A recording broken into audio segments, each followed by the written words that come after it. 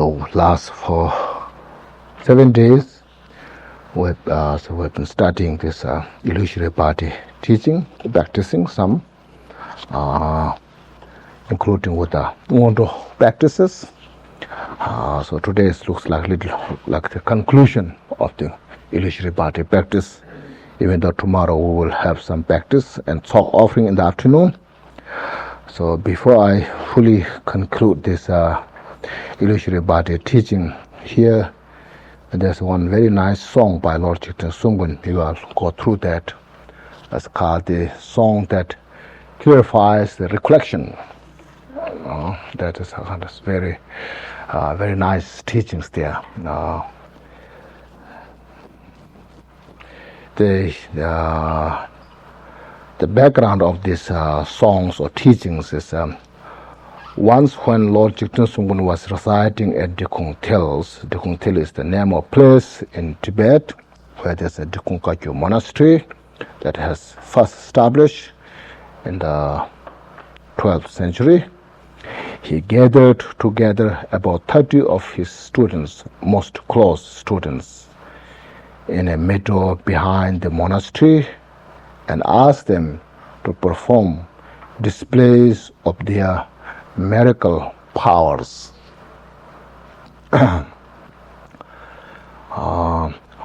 All but one were able to comply with the Lama's request.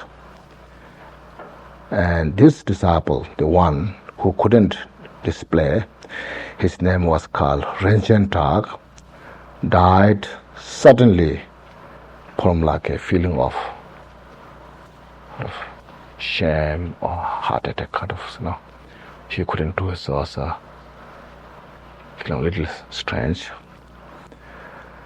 When he could not perform, when the undertakers tried to dismember his corpse, usually during those times before and after the body is given to vulture, before it's given to vulture, they dismember the body. But what happened was his body, to feed it to the vulture, the body resisted the knife, very resist. Lord Jigten Sungpa, so then they informed that what's happening to Lord Jigten Sungpa. So Lord Jigten Sungpa placed his walking stick. Looks like that time maybe he was in the early 70s, walking with a walking stick, So he clearly know what's happening with this particular disciple. So his walking stick placed in the heart center. Just he walked and put the walking stick at the heart center and said these songs. First he said, I vow at the feet of glorious Pamo Drupa. Pamo Drupa was one of his principal teachers, from whom he received all the profound, vast teachings, and he practiced them sincerely, taking in the heart, and that's how Lord Jigten Sungpa became an enlightened person. Without this kind of teachings, instructions, then cannot attain enlightenment, Buddhahood. That's why he paying homage to his Lama. So then he said, listen, Rinchen Tag, my son, at the time of death, when time comes to die, holy activities are a lie. The 8 holy dharmas are like the colors of the rainbow. Think, can you put your trust in them? So because this is generally, I should say, without the Dharma teachings, first of all, without meditation teachings, practice knowing how to really free from samsara or the cycle existence, or in other words, to free from confusion, suffering, and to attain fully awakened state. Without this kind of teaching, instruction. All what we do in the world, in this world, will relate to the 8 worldly concerns. See, gain, loss, happiness, unhappiness, praise, condemning, and then say, pleasure and pleasure. So to avoid loss, unpleasure, unhappiness, and to gain other things, our life is all involved with that entire. See, as we know very clearly, no matter what we do, we're in that state. All our energy is spent in that. We spend all time in that. But he says, at the time of death, they have no use. It's like a rainbow color. It looks very beautiful, vivid, distinctive, very attractive. But when you get closer to that, there's no essence. Only gives you suffering. So Rinpoche is kind of in that kind of mood, because he could not display that his Lama requested to show some medical power. So he was kind of losing kind of little ashamed because he was touching his ego, So that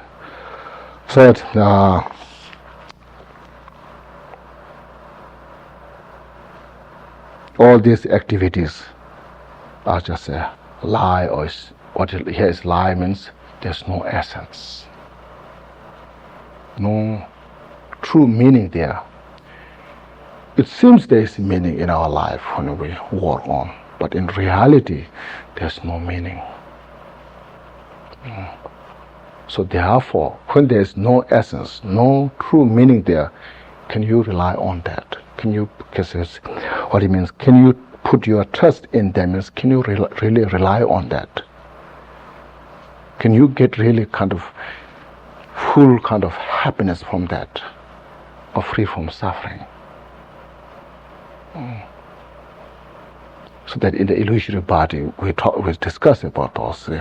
Everything's like the rainbow, very distinctive cause and effect, but it's no independent entity. Everything's like the mirage.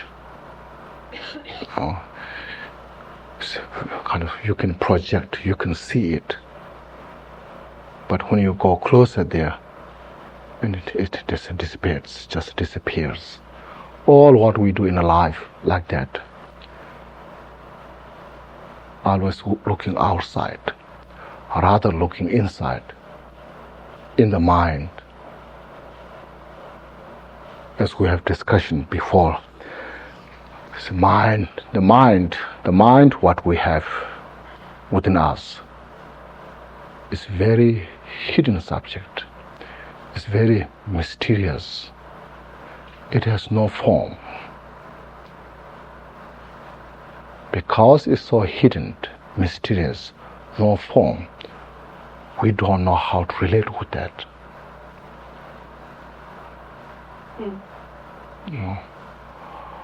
No matter how powerful machine are there, sophisticated machine there, cannot measure the mind, cannot show the mind in the machine, how the depth of the mind, how the vastness of the mind, cannot show. Yet, as you see, mind is the basis, foundation of all this peace and happiness or suffering, depending on our projection of the mind outside, depending on the level of the mind, depending on the disposition of the mind, we experience peace, happiness, or suffering. But because it's so mysterious, we just forgot that. We forgot that We don't pay attention on that, and also we don't know how to handle that. So we just projecting outside something. If I can fix this, maybe I'll be happier. If I can fix that, maybe I'll be happier. We just constantly run after this, one after another, and there's no end. There's no day there's a perfection state. Always one after another have to fix.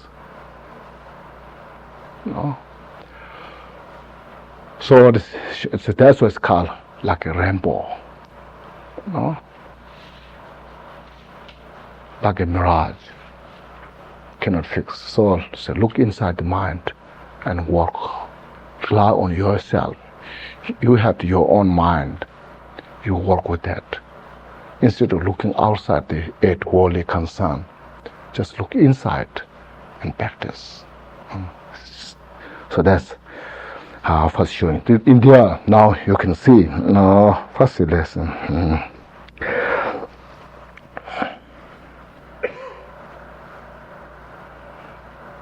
Yeah, that is the first.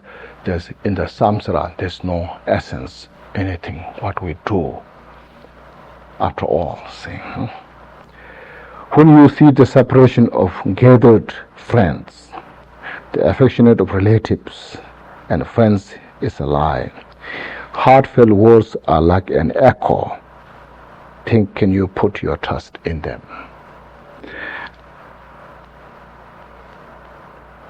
We gather. So this is now basically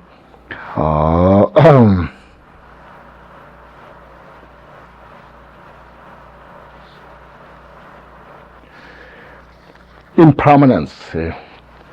Whatever we said, whoever born one day will die, so subject of death.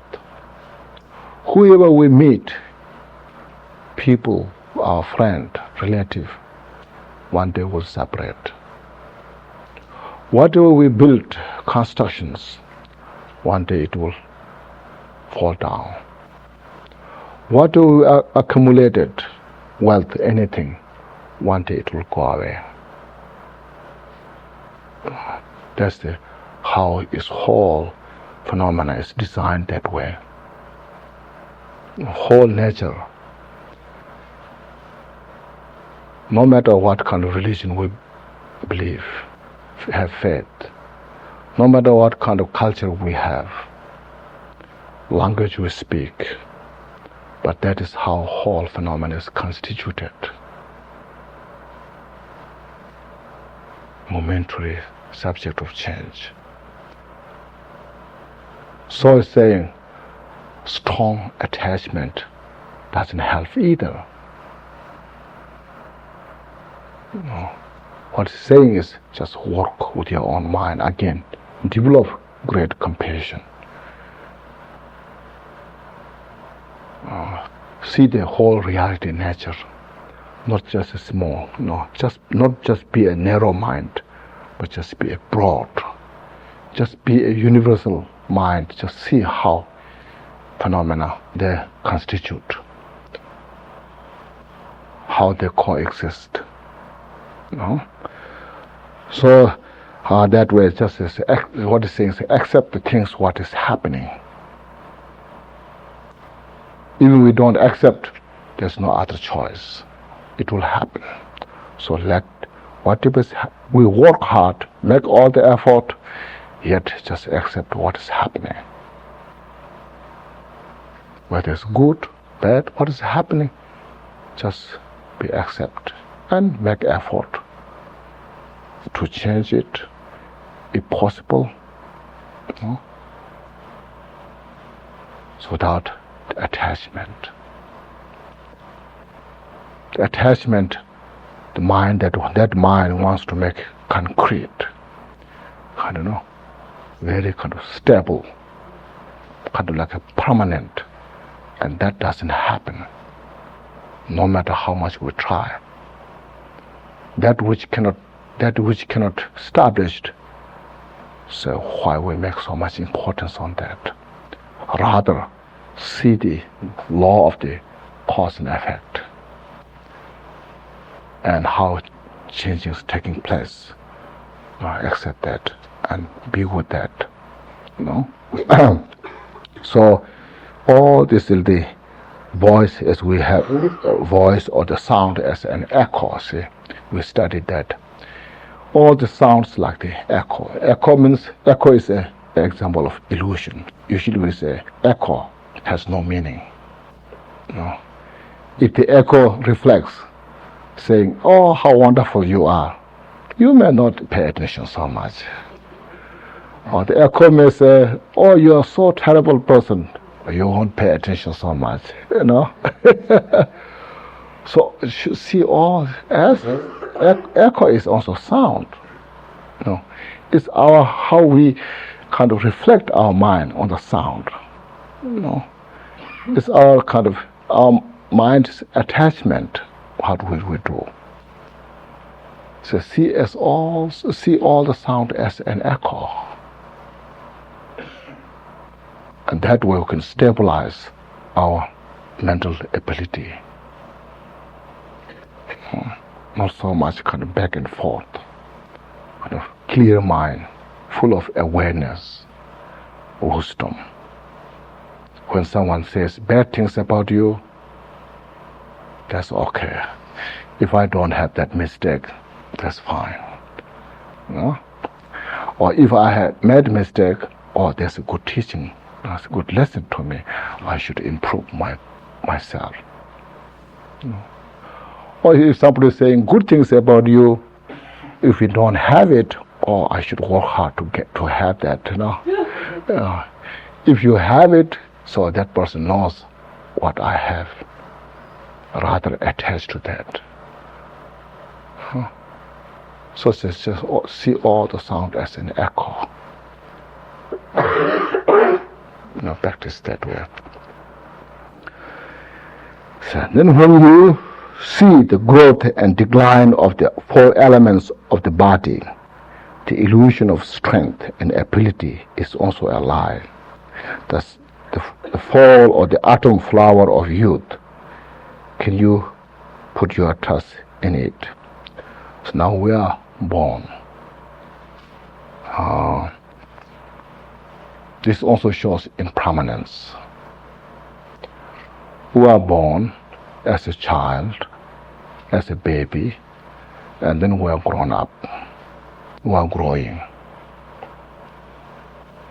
One day or so, then we're aging every moment. We'll get sick. One day we'll die. So attachment to the youth has also no essence, no meaning. This body is composed of four elements: the earth, water, fire, and wind. None of this is independent. They all coexist. It's really amazing, Usually they are contradictory. The wind and the earth, completely opposite. The earth is very heavy and wind is very light.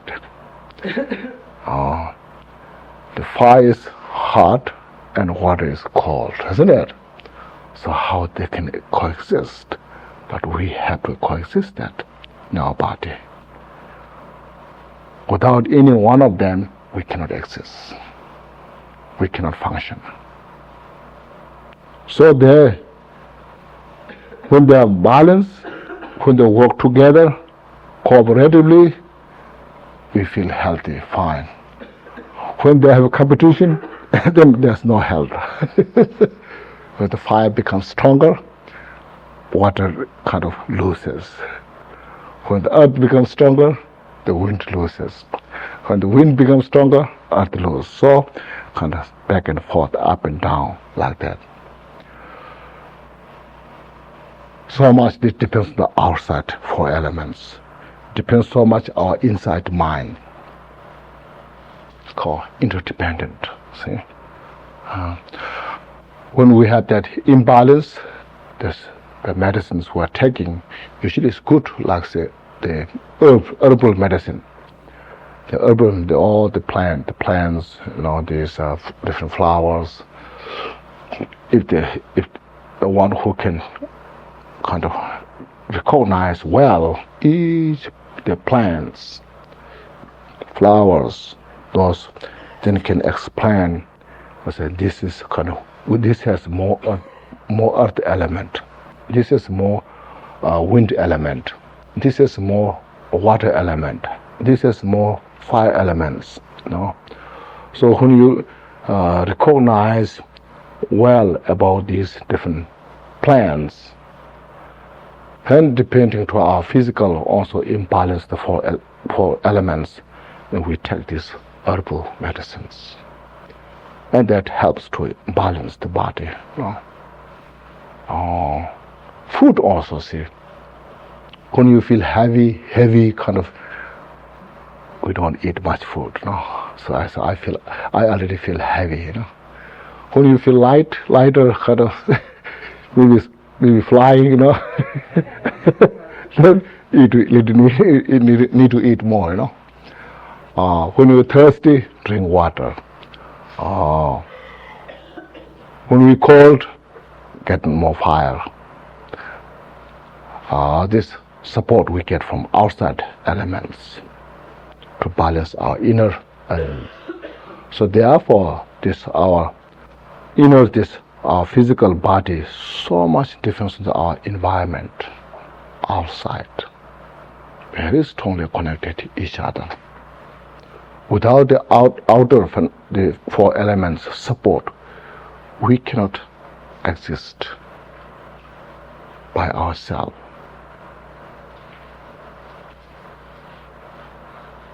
So it becomes very important. At the same time, inner mind is also very important to balance these elements inside. When the mind is calm, peaceful, right mood, you physically feel also light.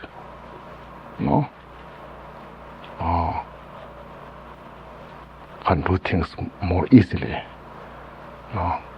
When our the mood is not so good, kind of depressed. Body also feels a little clumsy, Kind of drop things easily,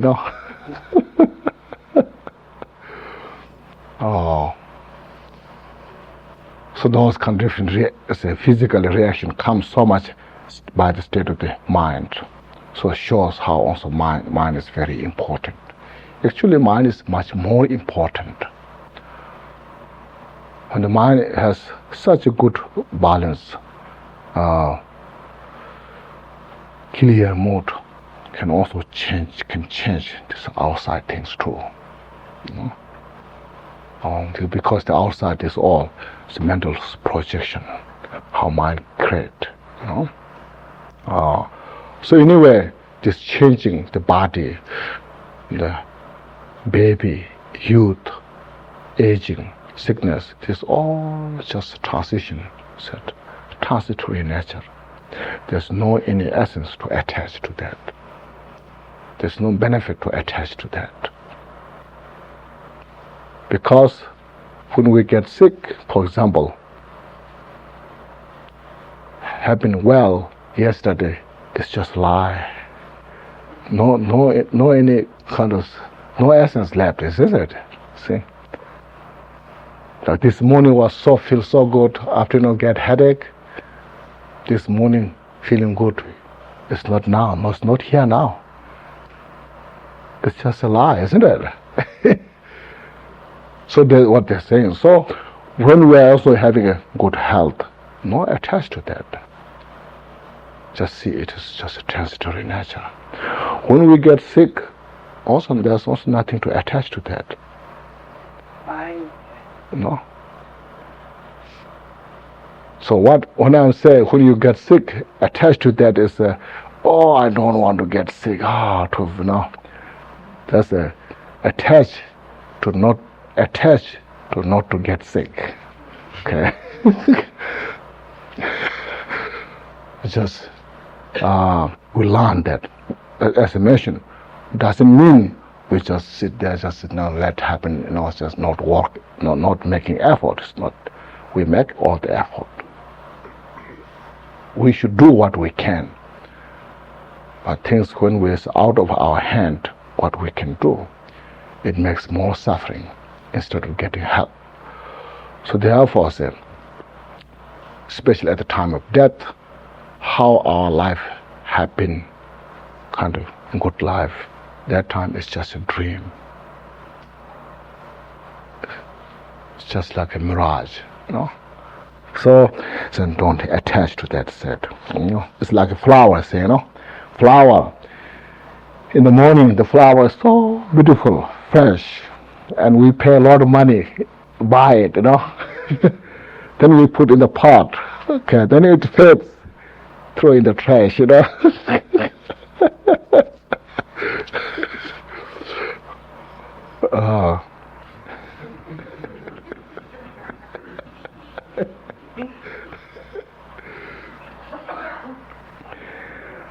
So when you see the growth and decline of our four elements of the body, the illusion of strength and ability is also a lie.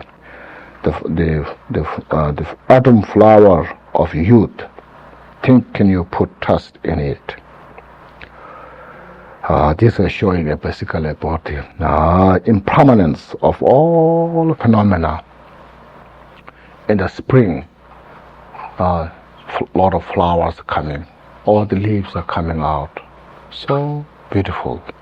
Then in the winter, all just gone, disappeared. No any trace left.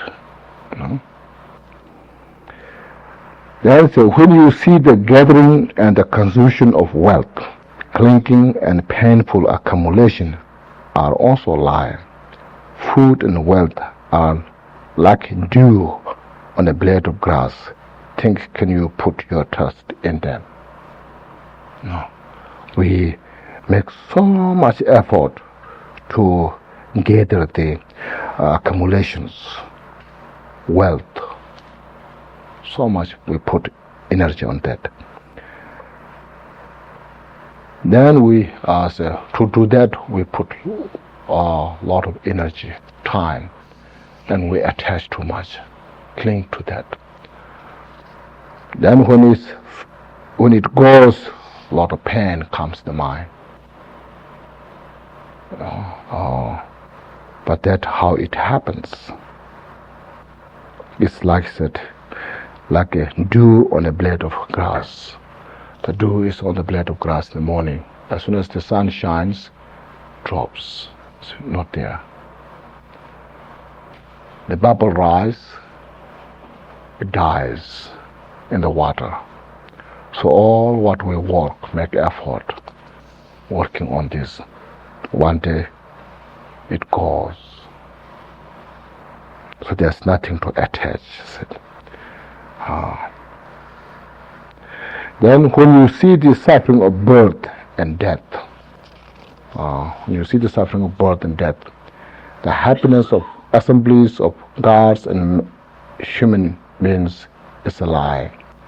The joy and suffering of the wheel of cyclic existence, samsara, can you put your trust in them? This is saying the suffering state of samsara. In the hell realm, hungry ghost, animal realm, they have so much suffering, constantly one after another.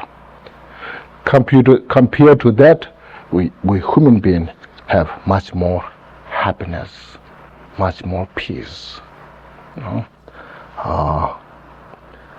When we said that, one time I was talking about, one man said, asked me, "What is about the cat in your house?" He said, "Looks like that cat is much happier than we are,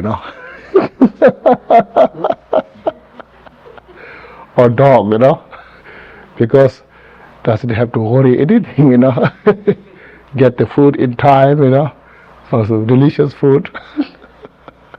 Special, These days they make a special food to a dog and a cat, isn't it?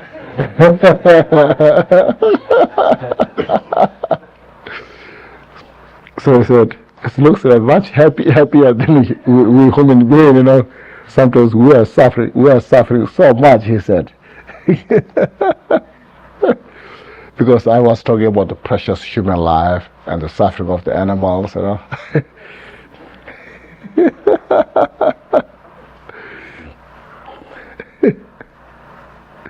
Maybe changing.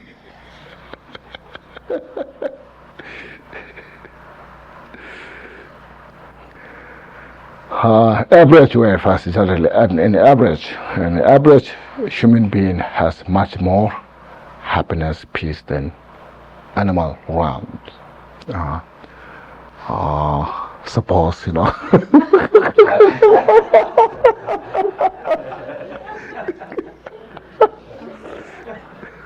But sometimes we make suffering so much, you know. We make ourselves more suffering, I think.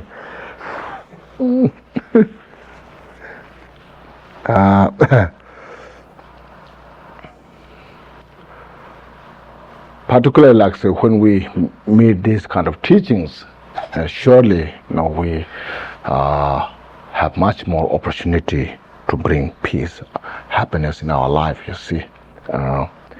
Then, of course, the animals. Animals has how much opportunity they have. Good life they have. They don't know how to make virtuous life. They don't know what's positive karma, negative karma. They won't know what's nature of samsara, what's nature of enlightenment, you know. So we human beings have that nature, that ability. So it was a precious human life. The human life has such good possibilities, as usually I mention, that we have complete possibility to free from all the suffering, particularly the cause of suffering. You know, we have all the possibilities to comprehend or to handle the nature of suffering, transforming the suffering. You know, so this not necessarily every human being, but those who are interested in this kind of precious Dharma teachings have that. So what he's saying here is the suffering of birth and death. At the time of birth, we don't remember, but there's a lot of suffering that we have experienced. At the time of death, of course, also we may not remember, you know. Similar, you know. When you die, you don't see the dying person's mind, you know, how it is happening. We just look at the face and say, oh, he or she is just fine, you know. They say, no. They die very peacefully, you know. How we know that, you know? We don't read that person's mind, you know. So there's also suffering of the birth. Suffering of death is mysterious for us. It's very mysterious. But of course there's a lot of suffering there. Before death, a lot of fear. You know? At the time of death, leaving everything behind. Whatever we walked whole lifetime, have to leave behind. Cannot take a penny. Or even we, how much cherish this body, how much we sacrifice things for this body, we have to leave that behind. See? So there's a lot of those kind of different sufferings there, but we have to leave behind. But during this lifetime, there's some happiness, peace. So this all just a wheel. You know, wheel. The happiness, suffering is just a wheel. So since it's just a wheel, one after another comes and goes like that, how we can see attached to this happiness? Because suffering is bound to come. Since suffering is bound to come, so we cannot attach to the happiness. Because it disappears, it goes. And we cannot hate the suffering because happiness comes next step.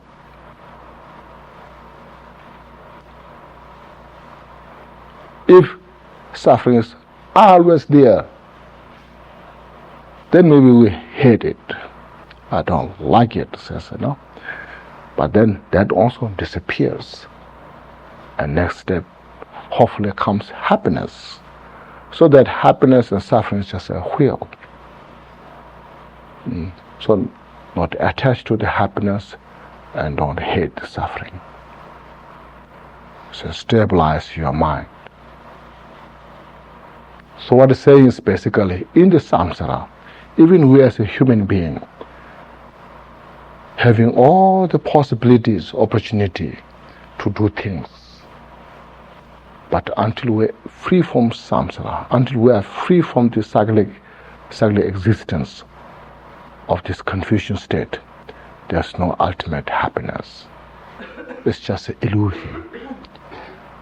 We're just deluded by this,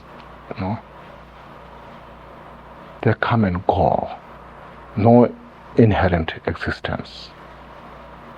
So we should. So the suffering is bound to come. When basically we are not free from suffering, so we have to make effort to go out of that. That's that I think saying. Joy and suffering of the wheel of samsara, can you put your trust in them? We cannot trust in them. That means we shouldn't hate the suffering, we shouldn't attach to the happiness, joy. Now see this.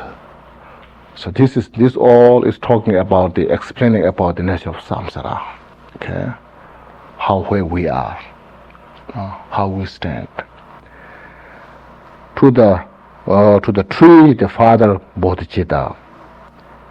The bias of disciple is a lie. Non-virtuous and misleading friends think, can you put your trust in them? Means now we have to make free from samsara. By knowing in this whole cyclic existence a state of the suffering, confusion, so we shouldn't be biased. We should have a universal mind, develop great compassion, great loving kindness. Say, as I need peace and happiness, everyone needs same. This last time we discussed that, see. First of all, see, we all sentient beings, no matter who they are, even small bugs, insects, we just simply want happiness. Even maybe we don't know what is happiness, but just we simply want happiness. All the sentient beings, even small bugs, insects, we don't want suffering. Maybe we don't know what suffering is, but we just simply don't want suffering. No.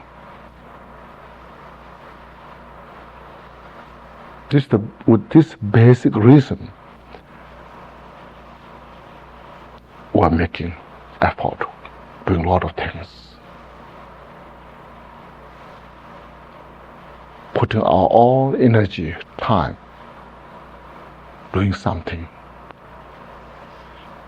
So, because of these Dharma teachings that we study now gives us what really suffering is, gives us the wisdom, understanding what really suffering is, what's the cause of suffering, what's really happiness is, how to achieve the happiness.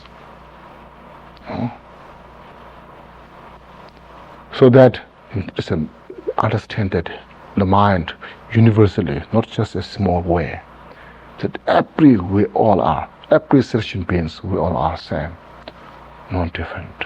So the bodhicitta means the mind of the enlightenment, means enlightened mind means all the mysterious obscurations dispelled and make the awakened mind awake to all the natural phenomena, the universal mind.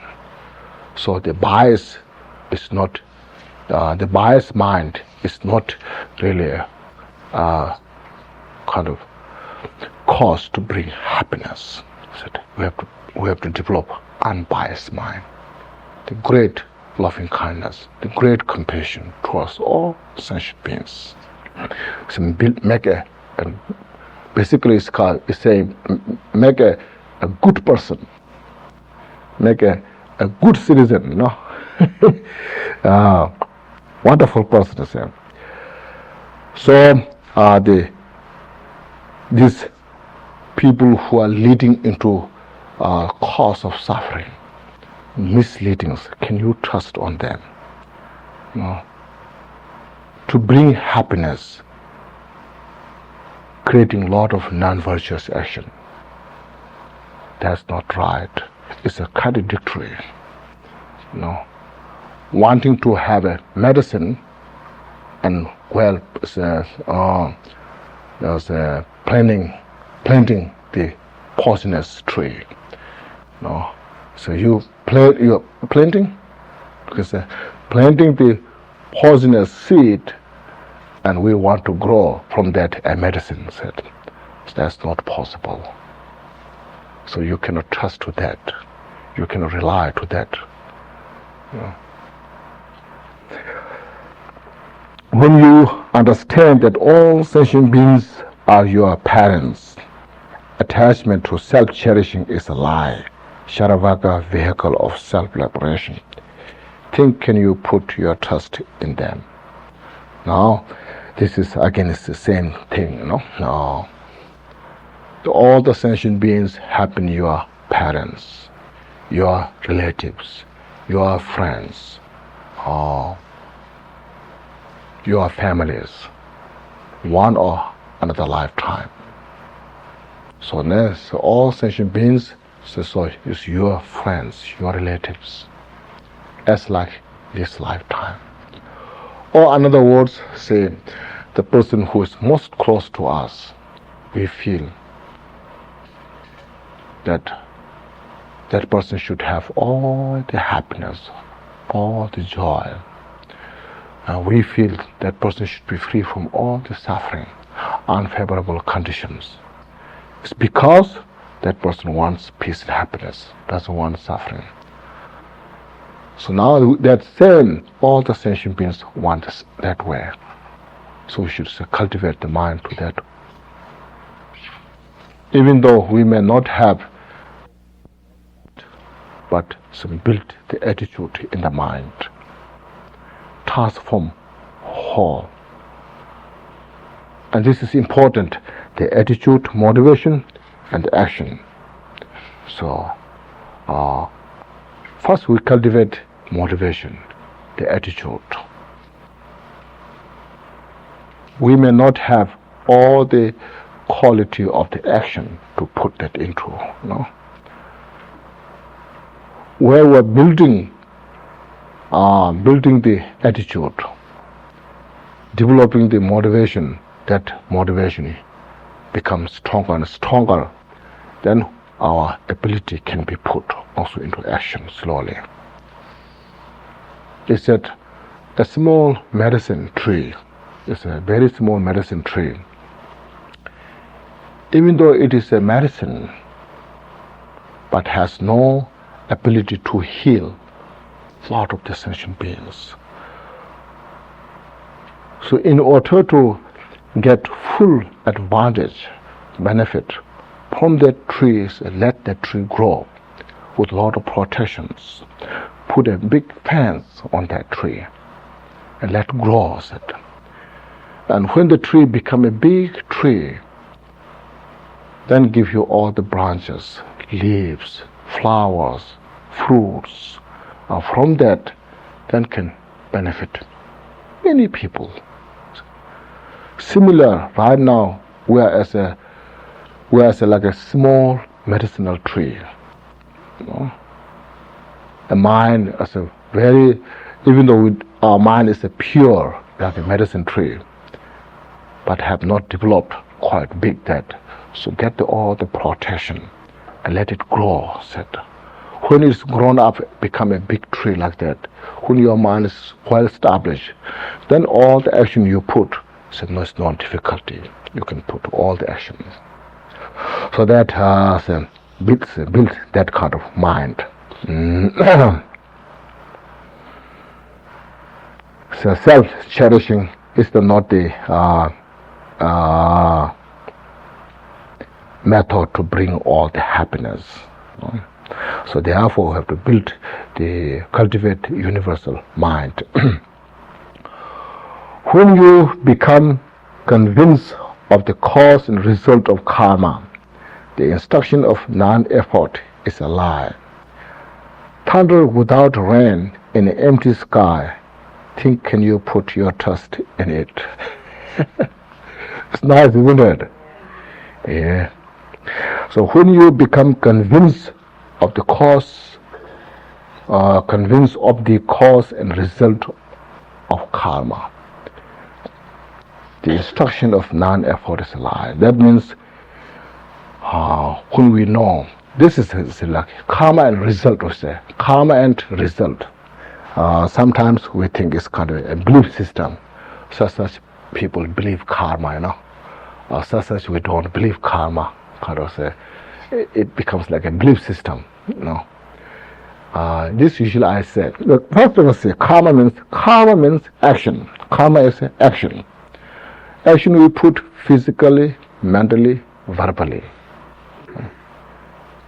Any kind of action we put, that becomes a cause to bring the result. It's called karma. Karma is a Sanskrit word. As in Tibetans we call le. Le means put the action. Becomes a connection to bring the effect. Effect was le, karma. So usually what I say, I told many places, If karma is just a belief system, so if you believe karma, there is a karma and brings the result, If you don't believe karma, there's no karma and no result. So in that case, say better not believe karma, Just forget it, Okay. Because we make more negative karma than positive karma. Even who knows Dharma, even who are practitioners,